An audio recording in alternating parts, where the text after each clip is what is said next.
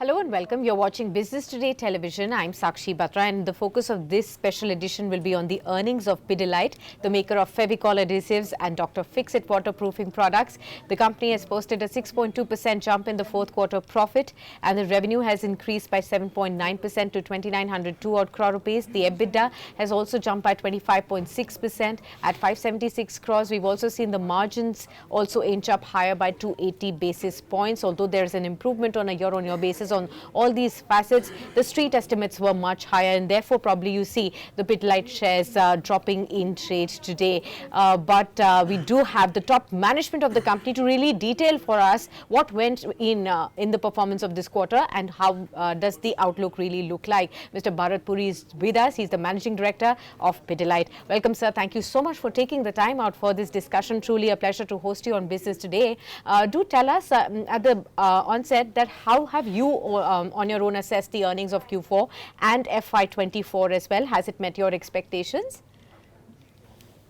Firstly, pleasure to be here, Sakshi. Good to be on Business Today TV. See, as we look back at the year, frankly, as an organization, obviously we manage for the year rather than manage for each quarter. If we look at the year, at the beginning of the year, we had said that, it would be a really good year for us if we were able to deliver double-digit underlying volume growth and go back to our margin range of 20 to 24%.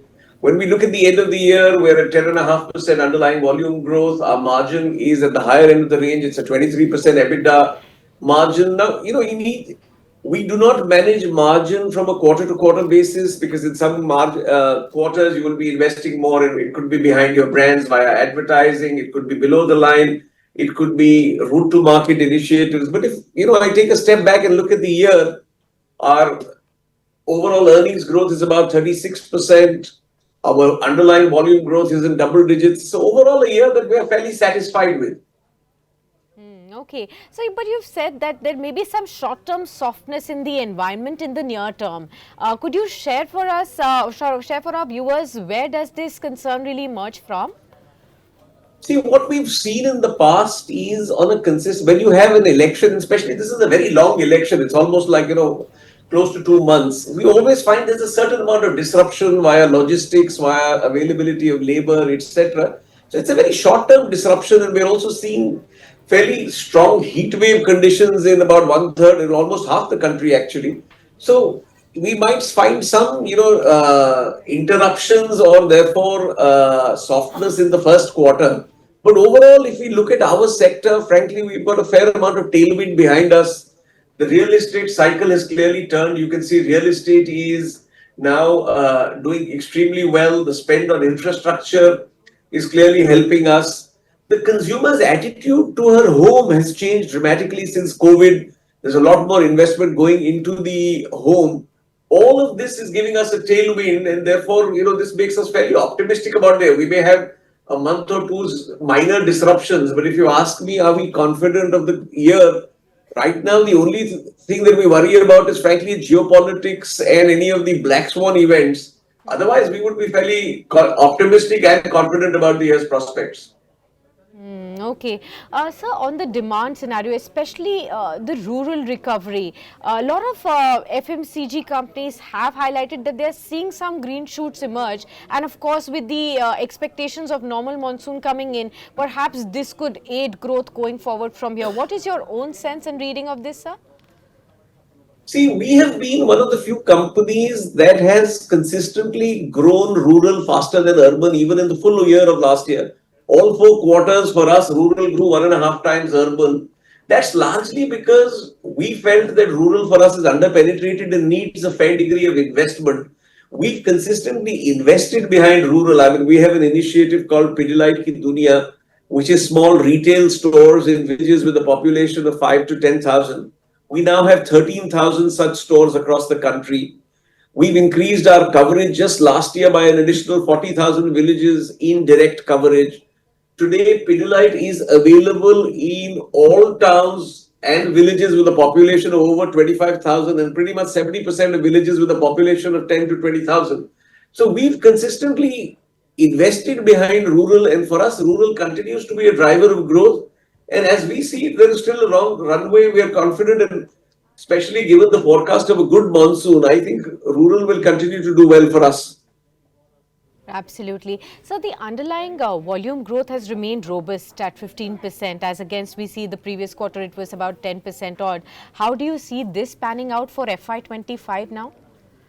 We've always constantly said that, listen, for us, if we can deliver consistent double digit volume growth as a leader, if we can deliver double digit volume growth in our margin range of 20 to 24%, that would be, something that we would aim for.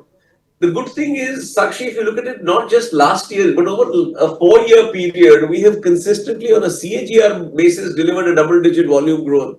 So as a leader, pretty much we have actually, for every two consumers, added one new consumer. And that, frankly, for a leader is the right way to go.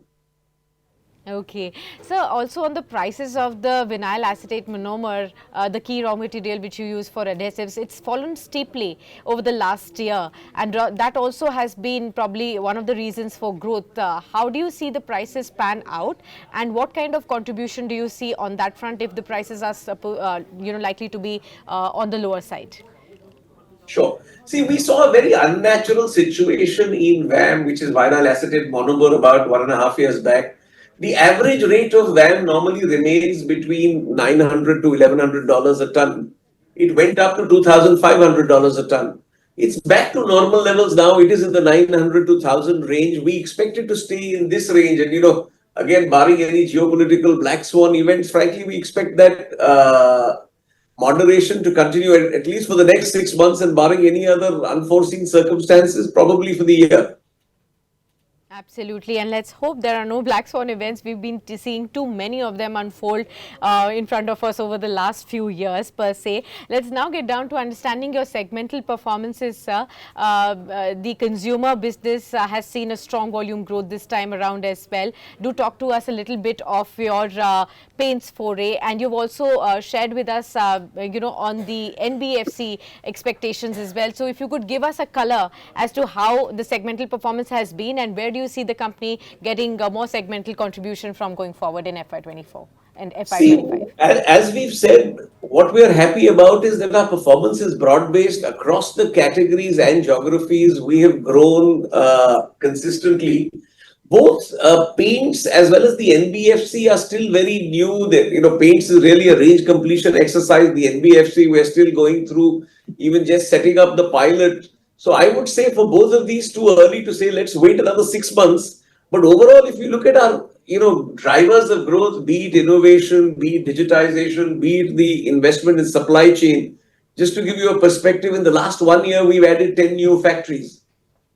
We've added, for example, 40 to 45,000 distribution points. So we are consistently investing behind our drivers of growth. Pidilite is a company that is known for innovation.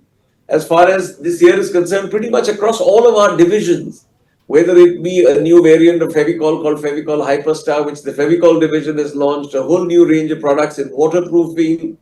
There is a whole new range in Fevikwik. Fevikwik is now available in a product from 275 rupees.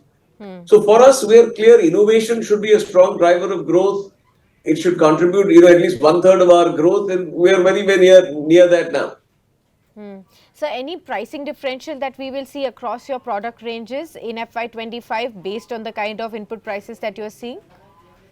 See, right now we don't see any need for pricing action, but we are seeing the beginning of the return of inflation. But it is normal inflation, which all of us are used to, and that we all know how to manage. But I don't see any pricing change, at least in the next 3 months. Maybe next quarter when we speak, we'll be in a better position to know whether it's still stable. Okay. International business, sir, could you highlight for us how has it been and what is the outlook?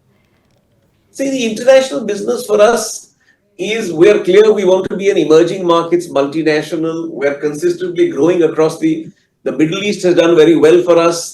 Even our neighboring countries, Bangladesh, Sri Lanka, have come back. There was a fair amount of strain last year in Nepal, but we are beginning to see the first green shoots, but too early to say yet. But overall, if you look at the international business, despite this challenged geopolitical environment, whether it is Russia, Ukraine, now the Israel situation, the Red Sea, we've consistently grown our volumes across our international business. And again, as we always maintain, we are a long-term player. We are focused on emerging markets. Our focus markets is really Asia, Middle East, and Africa. And we continue to grow healthily there. Okay. So, and lastly, of course, the company has already announced that the company has appointed Mr. Sudhanshu Vats as the MD designate, and next year, about in April, is something that you will be looking to passing on that baton. Do tell us how this last 1 year is going to be as the MD of the company, going to pan out for you. What is your key focus area is going to be, and how are you going to be advising Mr. Watts as to how the company needs to be steered under him and his guidance now? Absolutely. See, Pidilite is again one of the few companies that we planned our succession well in advance. Sudhanshu has been on board now pretty much for the last 2 years. I think in the last 1 year, really the objectives remains create the Pidilite of the future, keep building on the strong foundation that we already have, make sure that, as we say, we are always the values are not negotiable. So we are performance led, but with a set of values, we will continue that. We will remain the pioneer that we are. You will see us continuing to go into many new businesses. And as far as the organization is concerned, I think again a good sign that we're preparing ourselves for the future as hopefully we keep winning in the present. Absolutely, sir. And what next will be there? Are you planning for yourself? Lots of time to go. Let's discuss that 6 9 months later. Okay, wonderful, sir. Wonderful speaking to you, sir. Thank you so much for sharing all these wonderful insights from the quarterly earnings and the outlook also going forward from here. Here's hoping I can catch up with you very soon, next quarter coming in, and understanding more about the vision going forward from here. Thank you so much. Thank you. Pleasure being with you. Thank you so much. Thank you, sir. With that, viewers, we wrap up this very special conversation with Mr. Bharat Puri as he discussed with us what went into this quarter and the outlook, even though in the immediate term looks a little soft and cautious at this point in time. But there is a constant effort from the company to continue to grow at 20 to 24% brand when it comes to volume-led margins growth going forward from here. With that, we wrap up, but do stay tuned on to Business Today as we continue to get you exciting conversations around earnings and, of course, all your queries answered on Daily Calls.